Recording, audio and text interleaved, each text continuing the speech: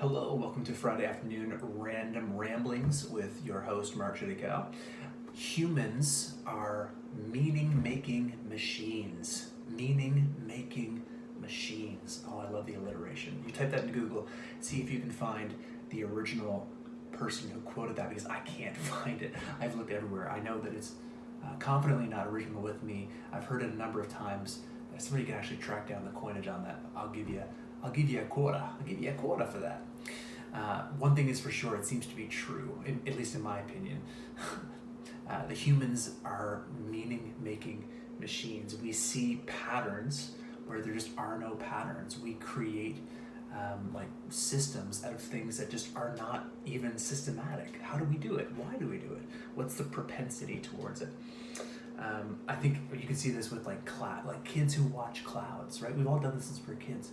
Well, most of us have hopefully done it. You should try it sometime if you haven't. You just lay down on your front yard and look up at the clouds, and you see things. You see elephants, and you see tigers, and you see your next door neighbor possibly watching you do this.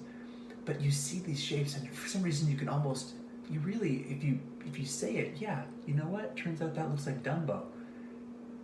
As soon as you've named it, as given it sort of a meaning and form, you see it all the more clearly. It's not there. It isn't an elephant. And what about constellations? I think about this when I think of stars. People project these things about like the Big Dipper, and it looks to them at that point in time like a spoon, but it's not. It's just a random collection of lights amidst another huge, massive random collections of lights, but we collapse it for some reason into meaning. And then, of course, clouds, constellations, and comments, because you like to have the alliteration, right? We'll talk about comments later on. If you hear a dog whining in the background, it's my dog. What made me think about this random thing? Because I do think about things randomly, but there's a cause usually. Well, what was the cause? The cause was Weezer's Say It Ain't So. If you do not know Weezer's Say It Ain't So, stop everything you're doing right now, stop watching this video, and go listen to it. Disclaimer, this is not me saying that I love everything about Weezer and everything they stand for morally, personally. I don't really know that much about them. But this album, the Blue Album in particular, was so massive for me growing up. It was hugely influential, and they can write a pop rock song like nobody's business.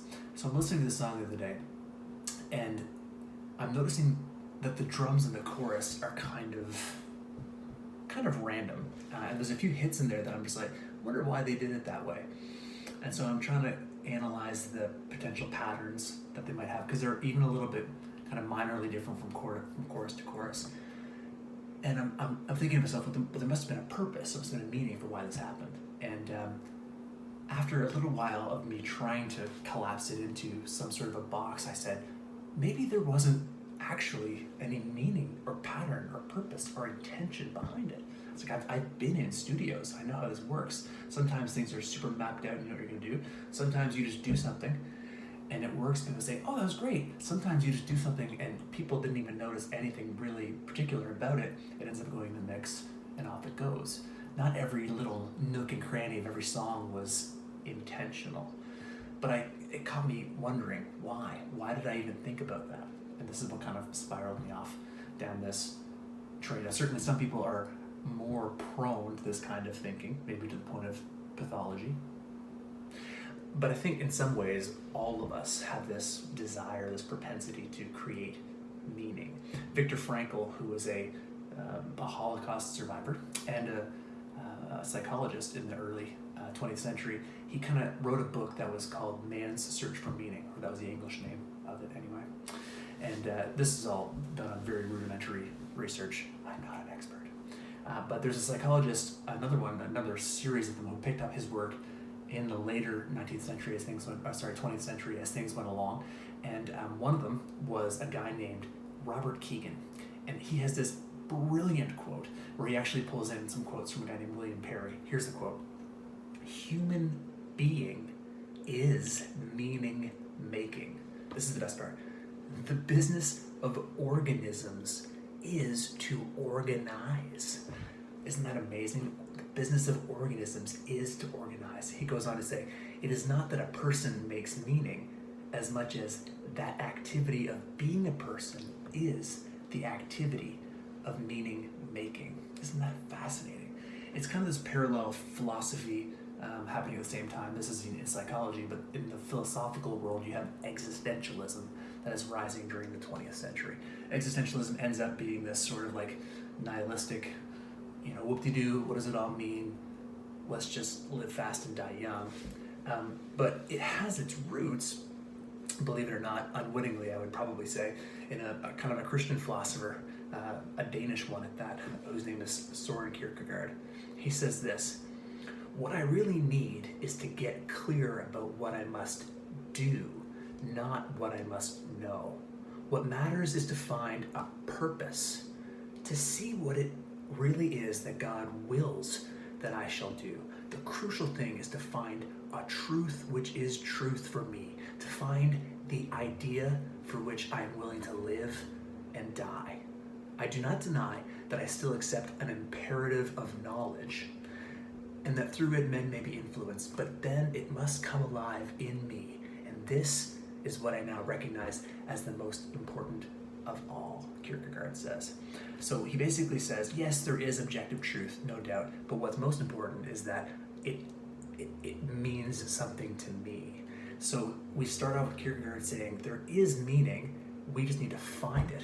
And then we move into existentialism, which says there is no meaning, we need to make it. Which seems to work for a lot of people. It gives them hope, it gives them something to strive towards, it gives them meaning.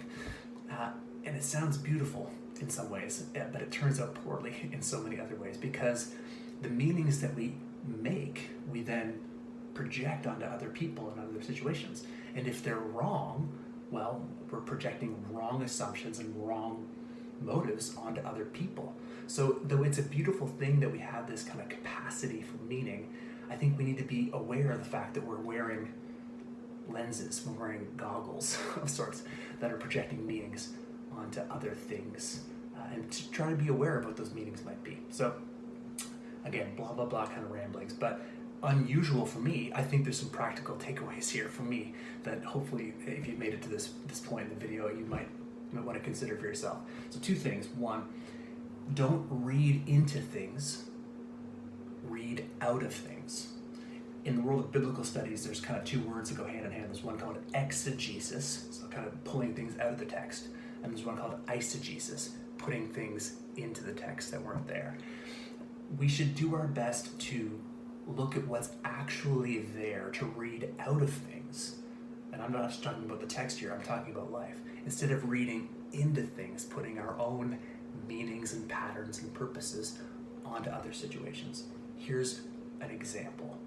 When you see somebody share something on Facebook or Twitter or Instagram, whatever, look at the content of it and try to judge it based on the content of it, not by the preconceptions that you have about the person who's sharing it, the person who wrote it, or the medium in which you're reading it. There may be truth, some sort of version of truth amidst all those things, but just try viewing it on its own merits. Read out of things instead of into things. And then last thing, don't read into people. Speak into people. And I don't mean to say you can speak whatever you want into people, but use this as a shorthand to think about what would it be like if we just viewed each other with the best possible of intentions. If instead of projecting negative patterns or assumptions onto people, we said, I'm going to believe the best about you, and then allow them to prove us wrong if that needs to happen. So don't read into things, read out of things. And don't read into people, but speak into people. Speak life, speak hope, speak positivity, innocent until proven guilty, right? And a long time until proven guilty. So, meaning making existentialism, Weezer's Say It Ain't So, just under 10 minutes. That was crazy. Sorry, Friday afternoon, I had a little bit of time on my hands.